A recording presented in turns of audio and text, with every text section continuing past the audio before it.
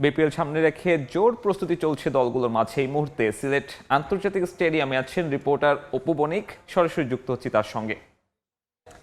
অপু,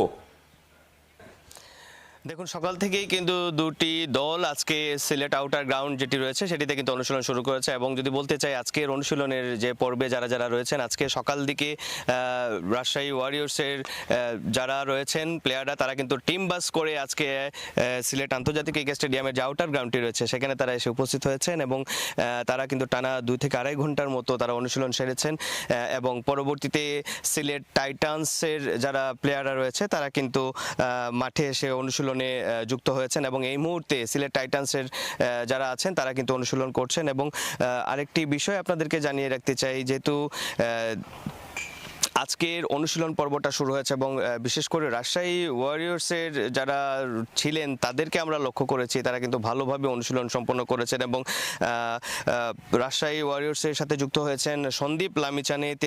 তিনি আমাদের সাথে কথা বলেছেন।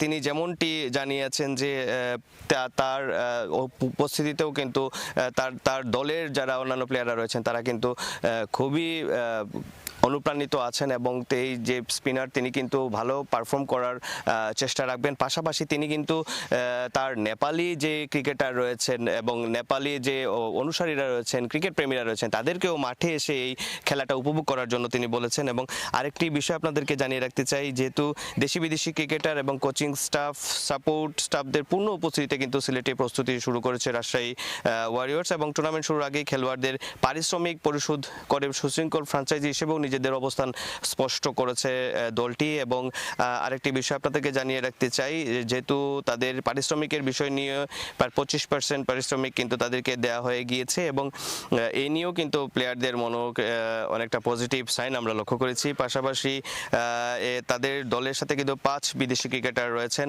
তার মধ্যে সাইফজাদা, ফারহান, মোহাম্মদ নওয়াজ, সন্দীপ লামিচান এবং হোসেন তালাত ও বিনুরা ফার্নান্দো ইতিমধ্যেই কিন্তু সিলেটে এসে অনুশীলনে যোগ দিয়েছেন এবং আমরা তাদেরকে লক্ষ্য করেছি।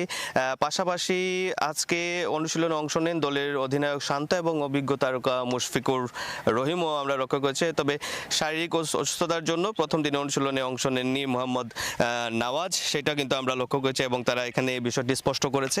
তো এই বিপিএলকে সামনে রেখে কিন্তু সিলেটের যে পর্বটি হচ্ছে এবং 6টি দল 12টি ম্যাচ খেলবে, সেটা নিয়ে কিন্তু প্রচুর উৎসাহ উদ্দীপনা আমরা লক্ষ্য করছি এখানে। এবং টিকিট নিয়ে কোনো বিড়ম্বনা নেই।